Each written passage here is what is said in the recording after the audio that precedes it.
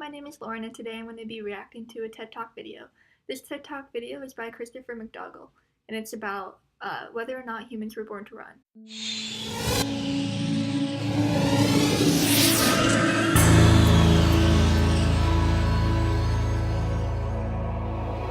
So I'm going to be looking at some of the main points that the speaker makes to support his argument that humans were born to run. So some of the points that I'm going to be analyzing are Christopher's use of examples from the past and from modern times. Let's take a look. Case in point, a couple months ago, if you saw the New York City Marathon, I guarantee you saw something that no one has ever seen before. An Ethiopian woman named Deraartu Tulu turns up at the starting line. She's 37 years old. She hasn't won a marathon of any kind in 8 years, and a few months previously, she had almost died in childbirth. Deraartu Tulu was ready to hang it up and retire from the sport, but she decided she'd go for broke and try for one last big payday in the marquee event, the New York City Marathon. Except bad news for Deraartu Tulu, some other people had the same idea, including the Olympic gold medalist and Paula Radcliffe, who is a monster, the fastest woman marathoner in history by far. Only 10 minutes off the men's world record. Paula Radcliffe is essentially unbeatable. That's her competition. The gun goes off, and I mean, she's not even an underdog. She's like under the underdogs. But the underdog hangs tough. And 22 miles into a 26-mile race, there is Deraartu Tulu up there with the lead pack. Now, this is when something really bizarre happens. Paula Radcliffe, the one person who is sure to snatch the big paycheck out of Deraartu Tulu's underdog hands, suddenly grabs her leg and starts to fall back. So we all know what to do in this situation, right? You give her a quick crack in the teeth with your elbow, blaze for the finish line. Deraartu Tulu ruins the script. Instead of taking off, she falls back and she grabs Paula Radcliffe and says, come on, come with us, you can do it. So Paula Radcliffe, unfortunately, does it. She catches up with the lead pack and is pushing toward the finish line. But then she falls back again. And the second time, Deraartu Tulu grabs her and tries to pull her. And Paula Radcliffe at that point says, I'm done, go.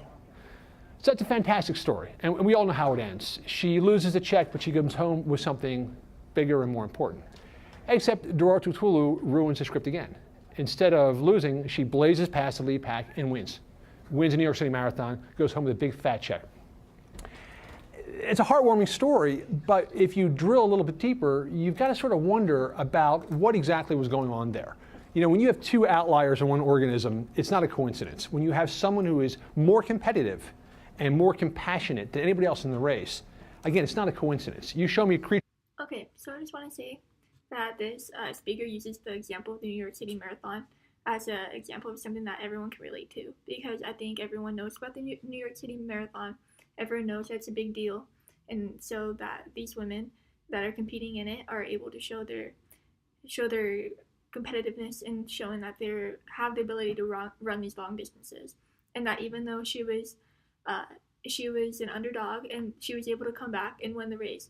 So I think this kind of opening, the use of this opening example gives the speaker his ability to connect with the audience and give them something that they are able to relate to and give them something that they can feel to, and that can be seen as an example of pathos, and that he is kind of appealing to the audience's emotions, showing that this woman was an underdog, but she was still able to come back and win the race. And this again is kind of building up to his argument that people are born to run, and that this woman had faced adversity, but she's still out here, and that she was able to win the New York City Marathon. Next, the speaker brings up the point of the Tarahumara Indians, and these are kind of a group of people who lived a long time ago and today are still living the same lifestyle that they were, and talks about how they're able to run mega marathons. So let's look at what he has to say about that. The thing remarkable about the Tarahumara is, deep in the old age, 70 and 80 years old, these guys aren't running marathons. They're running mega marathons. They're not doing 26 miles. They're doing 100, 150 miles at a time, and apparently without injury, without problems. The last thing that's remarkable about the Tarahumara is all the things that we're going to be talking about today, all the things that we're trying to come up using all of our technology and brain power to solve, things like heart disease and cholesterol and cancer and crime and warfare and violence and clinical depression, all this stuff, the Tarahumara don't know what you're talking about. They are free from all of these modern ailments. Okay, so it kind of brings up the point that these Tarahumara Indians are able to run 100, 150 miles at a time without, they're not having any injuries, they're not having any problems, they don't even have the proper running shoes that we have today. Like, these are all things that he kind of brings up that kind of bring up the point that we are born to run, and that running 100 and 150 miles at a time, that's something insane. And actually, that reminded me of the scene from Forrest Gump, where Forrest Gump just decides to go out and run, and he runs and he runs and he runs forever. And that also kind of can connect to this idea that humans are born to run and do have the capability to run hundreds of miles at a time without any injury, and that these Tarahumara Indians, this clan of people, are able to go forever and ever without having any issues, without suffering running injuries, without having to do proper like stretching. And sure, they probably have good nutrition, but not the same as today. Like, I think their diet consists mostly of corn and maize, and that is something totally different from what we do. So that kind of shows that people across the world with different backgrounds, different ways of living, are able to complete these feats of running very long distances at a time. So next, I want to look up the part where he discusses the part about how women began running the marathon. And before that, there was all this talk from medical professionals saying that women would not be able to run because it would cause them physical pain. So let's take a look at that clip. Women have been in the Olympics for quite some time now. But one thing is remarkable about all women sprinters. They all suck. They're terrible. There's not a fast woman on the planet, and there never has been. The fastest woman to ever run a mile did it in 4:15. I could throw a rock and hit a high school boy who can run faster in 4:15. For some reason, you guys are just really slow. But you get to the marathon we were just talking about. You guys have only been allowed to run the marathon for 20 years, because prior to the 1980s, medical science said that if a woman tried to run 26 miles, does anyone know what would happen if you tried to run 26 miles? Why you were banned from the marathon before the 1980s? What's that? Her uterus would be torn. Her uterus would be torn, yes. You would have torn reproductive organs. Uterus would fall out, literally fall out of the body. Now, I've been to a lot of marathons, and I've yet to see any. So it's only been 20 years that women have been allowed to run the marathon. And in that very short learning curve, you guys have been gone from, broken organs up to the fact that you're only 10 minutes off the male world record. Then you go beyond 26 miles into the distance that medical science also told us would be fatal to humans. Remember, Phidippides died when he ran 26 miles. You get to 50 and 100 miles, and suddenly it's a different game. You can take a runner like Ann Trayson or Nikki Kimball or Jen Shelton, you put them in a race of 50 or 100 miles against anybody in the world, and it's a coin toss who's going to win. I'll give you an example. A couple years ago, Emily Bear signed up for a race called the Hard Rock 100, which tells you all you need to know about the race. They give you 48 hours to finish this race. Well, Emily Bear, 500 runners, she finishes in 8th place in the top 10, even though she stopped at all the aid stations to breastfeed her baby during the race, and yet beat 492 other people. The last mystery. So why is it that women get stronger as distances get longer? Okay, so he also brings up the point that like women originally was like, oh no, you can't run, you're gonna tear your uterus, and that ended up not being true, and that women were able to run marathons. And not only were they able to run marathons, they were able to run ultra marathons, like 100-mile runs that they can complete in a certain amount of time. So this woman did it in under 48 hours. So that kind of adds to his idea that yes, maybe we are born to run. That is something that we are able to do, and that medical professionals may not think that today, or may not have thought that in the past. But today, people are accomplishing these feats, and they're able to go out and do these crazy things. And so that adds to the idea that humans, in fact, are born to run.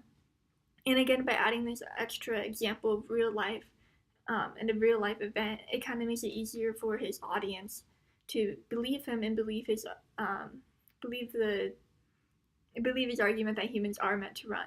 And so again, like I was saying before, this kind of adds to his credibility, and that it adds the fact that it was like the Hard Rock 100. It's a race that people know about. That kind of adds to the audience's ability to understand what he's explaining, and makes it easier for them to believe his argument. I want to look at the part where he brings up the fact that the running injury is something that is new to our time, that people who ran in the past didn't have those injuries. So let's look at what he has to say about that. Okay. we try to cash in on it, right? We try to can it and package it and make it better and sell it to people. And what happened was we started creating these fancy cushioned things which can make running better called running shoes. The reason I get personally pissed off about running shoes is because I bought 1 million of them and I kept getting hurt. And I think if anybody in here runs, and I just had a conversation with Carol, we talked for 2 minutes backstage, and she's talking about plantar fasciitis. You talk to a runner, I guarantee within 30 seconds, the conversation turns to injury. So if humans evolved as runners, if that's our one natural advantage, then why are we so bad at it? Why do we keep getting hurt? Curious thing about running and running injuries is that the running injury is new to our time. If you read folklore and mythology, any kind of myths, any kind of tall tales, running is always associated with freedom and vitality and youthfulness and eternal vigor. It's only in our lifetime that running has become associated with fear and pain. Geronimo used to say that my only friends are my legs, I only trust my legs. That's because an Apache triathlon used to be you would run 50 miles across the desert, engage in hand-to-hand combat, steal a bunch of horses, and slap leather for home. Like, Geronimo was never saying, oh, you know something, my Achilles, I'm tapering, I got to take this week off, or I need to cross train, and I didn't do yoga, I'm not ready. You know? Humans ran and ran all the time. We are here today. We have our digital technology. All of our science comes from the fact that our ancestors were able to do something extraordinary every day, which is just rely on their naked feet and legs to run long distances. I think that's a good point that he makes, that people in the past ran these crazy long distances without anything. Like he said, without cross-training, without yoga, without running shoes. Today, everyone has running shoes, and I can relate to this personally because I ran cross-country and track in high school, and that I was constantly buying new running shoes, trying to break them in, trying to avoid injury. But like he said, running injuries today are so common. Even I suffered a running injury. I suffered from a stress fracture in my foot, and so it kind of took me out for the season. I had to do a lot of cross-training, a lot of yoga, but this is something that he brings up that wasn't a problem in the past, that people didn't have these running ailments, and that like he suggests, it could be a cause of these new running shoes that people are becoming reliant on for everything, or becoming reliant on for running. And so maybe by taking these away, we can go back to how we were in the past, and that how we were born, we didn't have any running shoes in the past. So maybe if we don't have them now, we won't have any injuries like we did in the past. So again, that is another example of logos and the fact that he's using a real life like example, or using a example that is logical and that makes sense, and so that his audience again will believe his argument that humans were in fact born to run. Okay, so that's going to be pretty much all of the parts that I'm going to be examining today of this video. And so overall, I think that the speaker made a good use of different examples from both the past and from today to support his argument that humans were in fact born to run. And so I believe that his video overall was very effective. I think one more thing I want to add before I finish up is the use of his attire and establishing a relationship with his audience. And so he's wearing kind of like this loose, laid back white t-shirt. His collar is kind of a little bit unbuttoned. He has sleeves rolled. This makes him seem more casual, and by looking more casual, the audience will be able to connect more with him, not see him as somebody who believes that he's better than them, someone who's a professional that can't believe him, but instead as someone who is reliable, someone who they could trust, someone who they can believe when they are speaking. And so that is the last thing I wanted to say about that. And so again, that adds to his credibility and his argument, and that people will believe him, and that he does, through the use of his examples and through like his casual attire, he is able to convince his audience that humans were born to run, and that is something that came in its inner nature. And so yeah, that's pretty much it for the video. Thank you guys so much for watching. I hope you enjoyed it, and yeah, thank you.